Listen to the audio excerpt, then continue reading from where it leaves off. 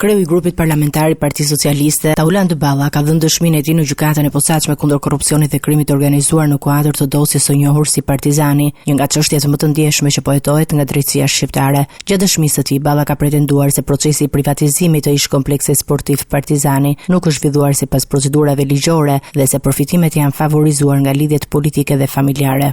Shqiptarët sot kanë më shumë besim te drejtësia dhe drejtësia është një institucion I cili po forcohet dita ditës. Ajo që mendoj unë që politikanët që vinë këtu duhet që të mbështesin drejtësinë, të mbështesin punën e posaçme, të cilët po të shmontojnë. Në një deklaratë për mediat para seancës, ai ka vlerësuar punën e drejtësisë së re dhe të strukturave të posaçme hetimore, duke theksuar se besimi I qytetarëve në sistemin e drejtësisë është në rritje dhe se proceset aktuale po ndihmojnë në luftën kundër korrupsionit. Tani një gjë është e sigurt, këtij kallëzimi tu e kam sjellë me vete, I qëndroj fjalë për fjalë.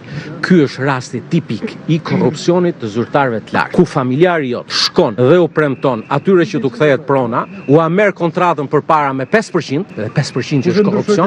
Dhe nuk dorëzohet Belinda Balluku ose Balla. Lodi, ti e di se sa të respektoj unë, po sot po flasim për korrupsion. Çështja për cilën flet ti nuk është korrupsion. Ndërkohë, procesi gjyqësor vijon të tërheq vëmendje të madhe publike dhe politike, pasi në të janë të përfshirë edhe figura të tjera të njohura. Gjykata ka pranuar edhe më herët kërkesën e mbrojtjes për thirrjen si dëshmitar dhe të kryeministrit Edi Rama, I cili pritet të dëshmojë në cilësinë e kryetarit të Bashkisë së Tiranës lidhur me vendimet e mëparshme për ndryshimin e destinacionit të truallit. Çështja Partizani mbetet një nga dosjet më të rëndësishme që po shërtohet nga SPAK, ndërsa zhvillimet në gjykatë pritet të kenë ndikim të gjerë në debatin politik dhe institucional në vend.